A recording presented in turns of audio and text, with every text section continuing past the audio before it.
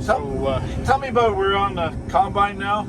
Okay, so we're combining wheat here just off Baptist Road here in Only Calderman Township, and you know, we're nearing the end of our harvest for combining wheat. Wheat's probably still going to be harvested for probably the next week and a half in Northumberland County. There's been a couple combine fires recently in the general area of this area. Yeah, so apparently there was one yesterday at the north end of Trent Hills, just off Highway 30, north of Campbellford. And I believe yesterday there was one down in Prince Edward County. 2 weeks ago there was a fire down on I believe it was on the west side of County Road 62, at west of Huff Winery. The farmer down there lost his combine and a partial field of wheat. You know, these combines, they run all the time in dusty, dirty conditions. You know, the straws, you can take a picture of the straw, it's very dry and there's virtually no moisture left in it, and it doesn't take much to ignite it. You know, a hot bearing, hot oil, spark, very easily can start a fire. You've been a firefighter for a number of years. Yeah, about 26, 27 years. And you've seen, obviously, the odd combine fire. Yeah. It's something that, you know, fires happen, but it's something that people should be aware of. Yep. And a lot of people are aware of, but just to re-emphasize the safety factor in this. Yeah, and it doesn't, as I say, it doesn't take very long to overheat a bearing. You know, a lot of these bearings that are on combine are sealed bearings. So when they start to show wear, you know, the bearing will start to bounce, the shaft will start to bounce. You know, maybe a chain that's being driven off that same shaft is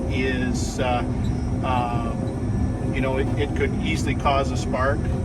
And it doesn't, as I say, it doesn't take very much. You can be the best person for maintenance out there, and all it takes is, well, even if the cutter bar hit a stone, spark and stuff can happen very easily. So one of these things is, so just the best thing in the world is just to keep checking, make sure you have an extinguisher, hit it early if possible, and you know, that's the best thing you do is hit it early, really. Yeah, and of course, you know, I know that there was a couple of big combine fires to the east here a few years ago in Crammy Township, and you know, it's very disheartening. These combines, you know, are probably close to $500,000 brand new. You know, and that's just the combine minus the grain head. So you know, and tractors and tractor and grain buggy may not be a piece of equipment that will catch fire easily, but I know a tractor and a baler can.